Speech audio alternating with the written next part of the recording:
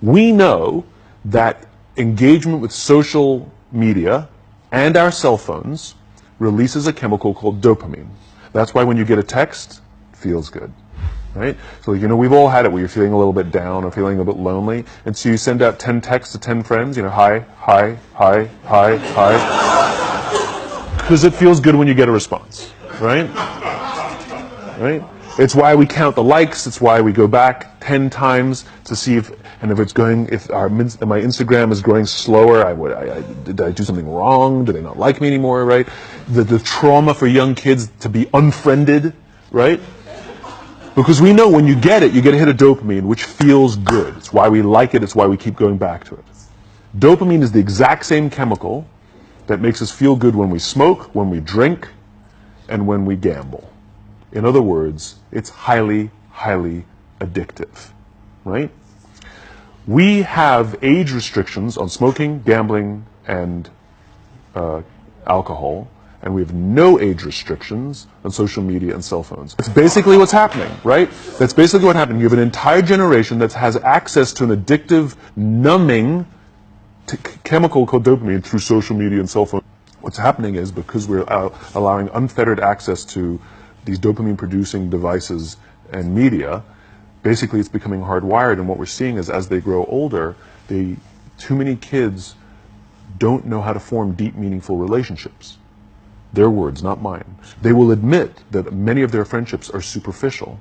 They will admit that their friends, that they don't count on their friends, they don't rely on their friends, they have fun with their friends, but they also know that their friends will cancel on them if something better comes along. Deep, meaningful relationships are not there because they never practice the skill set, and worse, they don't have the coping mechanisms to deal with stress. So when significant stress starts to show up in their lives, they're not turning to a person, they're turning to a device, they're turning to social media, they're turning to these things which offer temporary relief. We know, the science is clear, we know that people who spend more time on Facebook suffer higher rates of depression than people who spend less time on Facebook, right? These things balance, right? There's nothing wrong with social media and cell phones. It's the imbalance, right? If you're sitting at dinner with your friends and you're texting somebody who's not there, that's a problem. That's an addiction. If you're sitting in a meeting with people you're supposed to be listening to and speaking, and you put your phone on the table, face up or face down, I don't care, that sends a subconscious message to the room that you're just not that important to me right now, right? That's what happens. And the fact that you cannot put it away is because you are addicted. And like all addiction, in time, it'll destroy relationships, it'll cost time, and it'll cost money, and it'll make your life worse, right? And so it's like an alcoholic. The reason you take the alcohol out of the house is because we cannot trust our willpower. We're just not strong enough. But when you remove the temptation, it actually makes it a lot easier. But if you don't have the phone, you just kind of enjoy the world. There should be no cell phones in conference rooms. None. Zero. And I don't mean the kind of like sitting outside waiting to text. I mean like when you're sitting and waiting for a meeting to start, this is what we all do. We all sit here and wait for the meeting to start. Meeting starting? Okay. And we start the meeting. No, that's not how relationships are formed. Remember we talked about it's the little things? Relationships are formed this way. We're waiting for a meeting to start and we go, how's your dad? I heard he was in the hospital. Oh, he's really good. Thanks for asking. He's actually at home now. Oh, I'm really glad. It was really amazing. I know, it was really scary for a while. That's how you form relationships. And so what this young generation needs to learn is patience.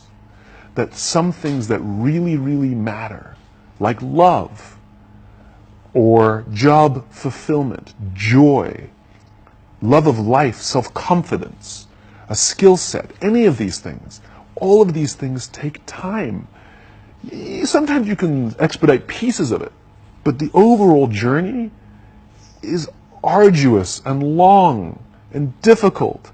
And if you don't ask for help and learn that skill set, you will fall off the mountain, or you will, the worst case scenario, and we're already seeing it, the worst case scenario is we're seeing an increase in suicide rates, we're seeing an increase in this generation, we're seeing an increase in accidental deaths due to drug overdoses, we're seeing more and more kids drop out of school or take leaves of absence due to depression, unheard of.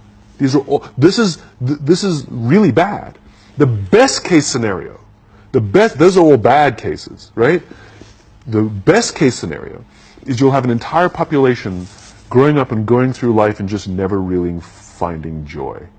They'll never really find deep fulfillment in work or in life. They'll just waft through life and it'll be just, it's fine. We now have a responsibility to make up the shortfall and to help this amazing, idealistic, fantastic generation build their confidence, learn patience, learn the social skills, find a better balance between life and technology. Because, quite frankly, it's the right thing to do.